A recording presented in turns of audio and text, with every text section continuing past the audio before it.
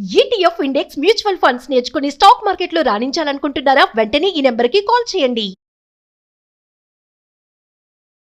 ఇవాళ మన business idea textile business ని ఎలా స్టార్ట్ చేయాలి, దీనికి సంబంధించి ఎంత పెట్టుబడి అవుతుంది, అదేవిధంగా ఎంత టర్న్ ఓవర్ వస్తుంది, ఎటువంటి లైసెన్సులు తీసుకోవాలి, అదేవిధంగా ఎలా మార్కెటింగ్ చేసుకోవాలి, ఎంత టర్న్ ఓవర్ వస్తుంది, ఎంత ప్రాఫిట్ వస్తుంది, ఈ విషయాలన్నీ కూడా నేను మీకు ఈరోజు ఈ వీడియోలో చెప్పబోతున్నాను. సో వీడియోని మిస్ అవ్వకుండా ఎండ్ వరకు చూసేయండి. హాయ్, హలో, నమస్తే, welcome to business bus with Rajeev Pasupuleti on Suman TV.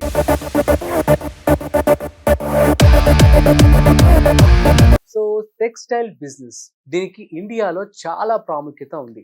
అదేవిధంగా ఇండియా కావచ్చు, అదేవిధంగా ఇండియా నుంచి కూడా చాలా మంది కూడా ఎక్స్పోర్ట్ కూడా చేయడం జరుగుతుంది టెక్స్టైల్ని.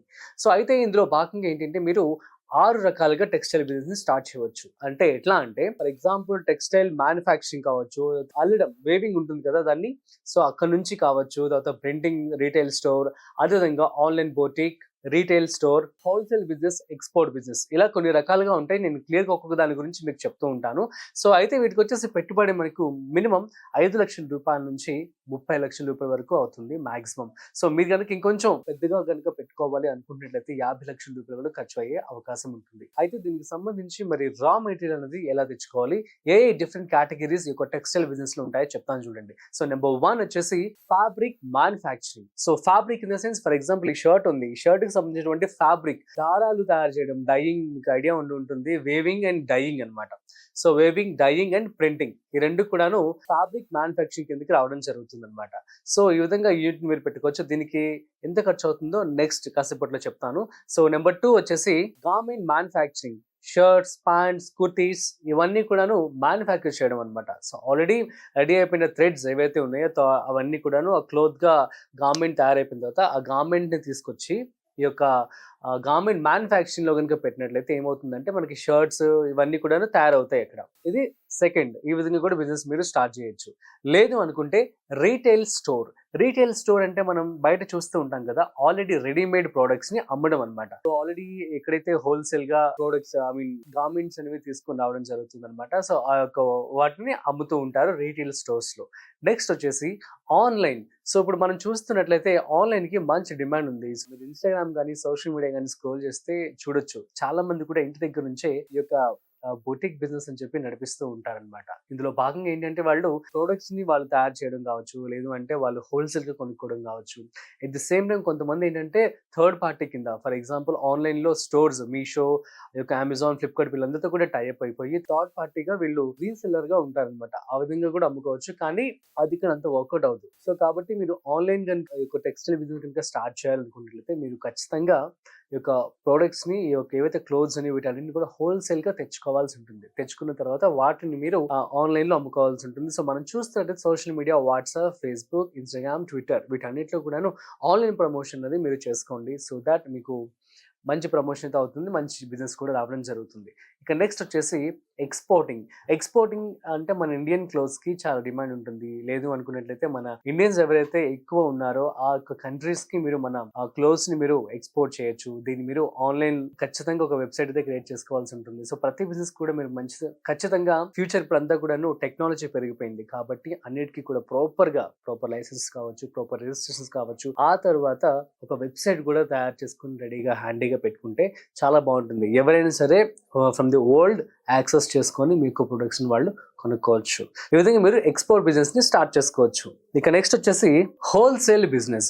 హోల్సేల్ బిజినెస్ అంటే మనం చూస్తూ ఉంటాం కదా, సో ముంబై అని చెప్పి, ఢిల్లీ, కొన్ని ప్లేసెస్ లో, హైదరాబాద్ లో కూడాను కొన్ని ఏరియాస్ లో మనకి హోల్సేల్ గా ఈ యొక్క క్లోత్స్ అనేవి అమ్మడం జరుగుతుంది. ఏంటంటే వాళ్ళు బల్క్ ప్రొడక్షన్ చేస్తారు కాబట్టి, సో బల్క్ ప్రొడక్షన్ ని మనకి ఎవరైతే రీటైలర్స్ ఉన్నారో వాళ్ళందరికీ అమ్ముతారనమాట. సో రీటైలర్స్ వాటిని కొనుక్కొని వాటిని మనకి సప్లై చేస్తూ ఉంటారు.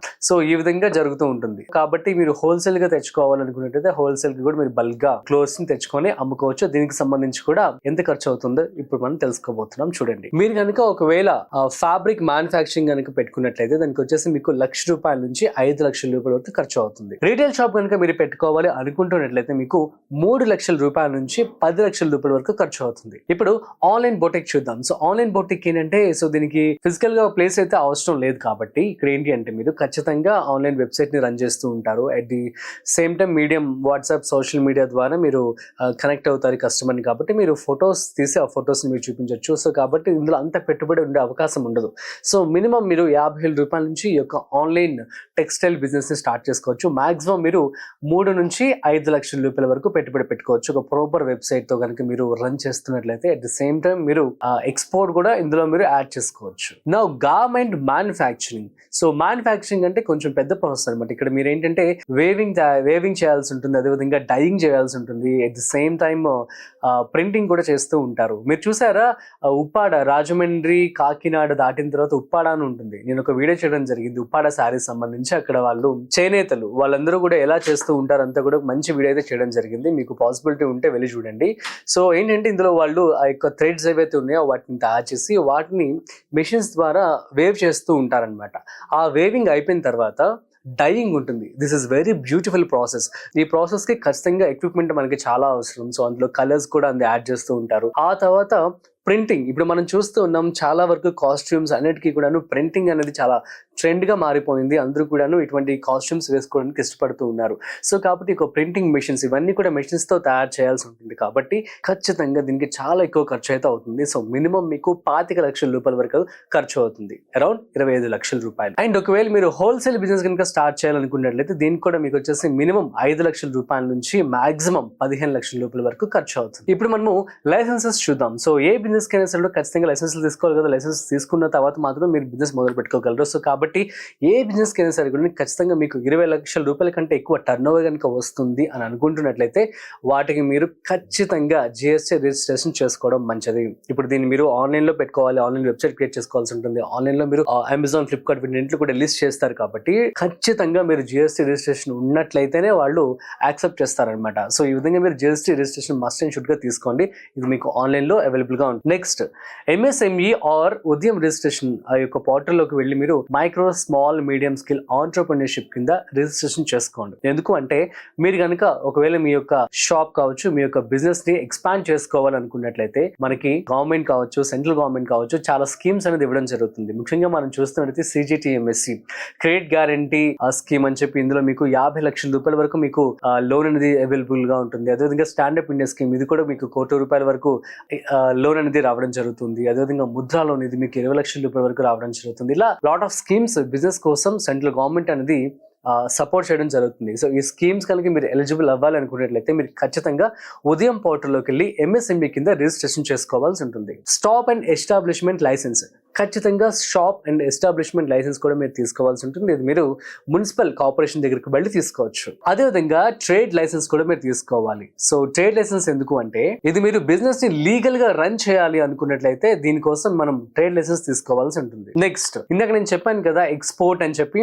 సో ఫర్ ఎగ్జాంపుల్ మీరు కనుక ఎక్స్పోర్ట్ బిజినెస్ కనుక చేయాలనుకున్నట్లయితే IEC ఇంపోర్ట్ ఎక్స్పోర్ట్ కోడ్ అని చెప్పి ఉంటుంది. సో దీనికి సంబంధించినటువంటి రిజిస్ట్రేషన్ కూడా మీరు ఖచ్చితంగా చేసుకోవాలి. And trade mark registration. So trade mark అనేది కూడా చాలా ఇంపార్టెంట్. ఎందుకంటే ఎవరైనా పక్కన వాళ్ళు మన లోగో కాపీ చేశారనుకోండి, so it's a big problem కదా, మన బ్రాండ్ కి ప్రాబ్లం అయిపోతుంది. కాబట్టి ఆ యొక్క ఏదైతే ఈ యొక్క ట్రేడ్ మార్క్ ఉంటుందో ఆ ట్రేడ్ మార్క్ రిజిస్ట్రేషన్ కూడా మీరు చేసుకోవాల్సి ఉంటుంది. ఫర్ ఎగ్జాంపుల్ లోగో కావచ్చు, మీ యొక్క నేమ్ కావచ్చు, ఇవన్నీ కూడాను వెళ్ళి ఆ ట్రేడ్ మార్క్ రిజిస్ట్రేషన్ లో పెట్టుకొని, సో ఆల్రెడీ ఎవరైనా ఉన్నారా లేదు అంటే అట్లా మీరు వెరిఫై చేసుకొని ఈ యొక్క ట్రేడ్ మార్క్ రిజిస్ట్రేషన్ కూడా చేసుకున్నట్లయితే సో దట్ మీ బిజినెస్ కి ఒక వాలిడిటీ ఉంటుంది. ఎట్ ది సేమ్ టైం ఎవరైనా కాపీ చేసినా కూడా so that you can go or you can proceed legally అనమాట. సో ఖచ్చితంగా మీరు బిజినెస్ మొదలు పెట్టేటప్పుడు మార్కెట్ రీసెర్చ్ అనేది చేయాల్సి ఉంటుంది.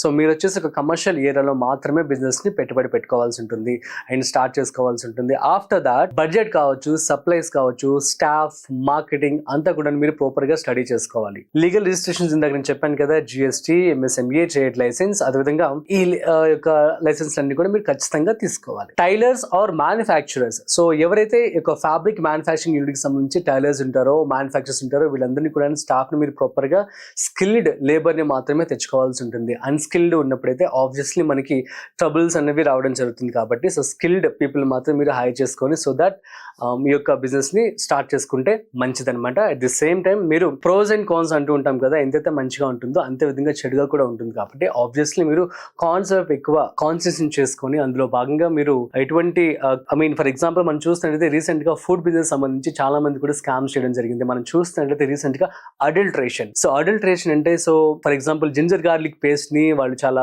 ఫేక్ గా తయారు చేసి అమ్మడం, at the same time so turmeric powder కావచ్చు, తర్వాత చిల్లీ పౌడర్, వీటన్నిటిలో కూడాను వుడ్ పౌడర్ ని యాడ్ చేసేయడం. సో ఇట్లా చాలా వరకు స్కామ్ జరుగుతూ ఉన్నాయి. సో కాబట్టి మీరు ఎప్పుడు కూడాను quality of goods, quality of products ని మాత్రమే అందించాల్సి ఉంటుంది. So for that quality of textiles కనుక మీరు అందించట్లయితే so that would be more nice to your business. So ఎంత కాదనుకున్నా మీ బిజినెస్ కి ఒక్క రోజుకి వచ్చేసి మినిమం మీరు స్మాల్ స్కేల్ కనుక స్టార్ట్ చేసినట్లయితే మినిమం మీకు 20,000 రూపీస్ వరకు రావడం జరుగుతుంది. సో నేను రీసెంట్ గా ఒక ఇంటర్వ్యూ చేయడం జరిగింది వన్ టౌన్ లో, విజయవాడలో. వాళ్ళ యొక్క షాప్ వచ్చేసి చాలా చిన్నగా ఉంటుంది, కానీ పర్ డే వచ్చేసి వాళ్ళకి 20,000 రూపాయల నుంచి 50,000 రూపాయల వరకు టర్న్ ఓవర్ వస్తుందంట. అంటే అది స్మాల్ స్కేల్, మినిమం అరౌండ్ ఒక 10 లక్షలు 20 లక్షల రూపాయలతో వాళ్ళ బిజినెస్ స్టార్ట్ చేయడం జరిగింది అనమాట.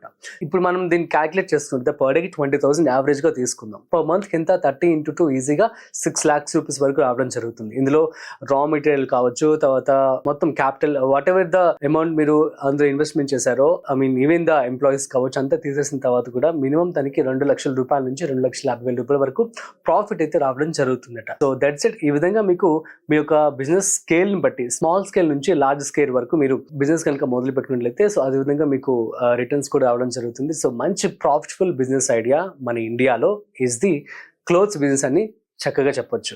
So that's it. సో మీ అందరికీ అర్థమైందని చెప్పి అనుకుంటున్నాను. మీకు కనుక ఏమైనా డౌట్స్ ఉన్నట్లయితే ప్లీజ్ కామెంట్ చేయండి. సో నేను మీకు రిప్లై ఇస్తాను. అట్ ది సేమ్ టైం ఏదైనా బిజినెస్ గురించి మీరు తెలుసుకోవాలి అనుకుంటున్నట్లయితే కామెంట్ చేయండి. సో అది కూడా నేను స్టడీ చేసి మీకోసం నేను బిజినెస్ ఐడియా అనేది ఇవ్వడం జరుగుతుంది. That's it. సో మరొక ఇంట్రెస్టింగ్ కాంటెంట్ తో మళ్ళీ కలుద్దాం. అంతవరకు చూస్తూనే ఉండండి Suman TV. This is Rajeev signing of.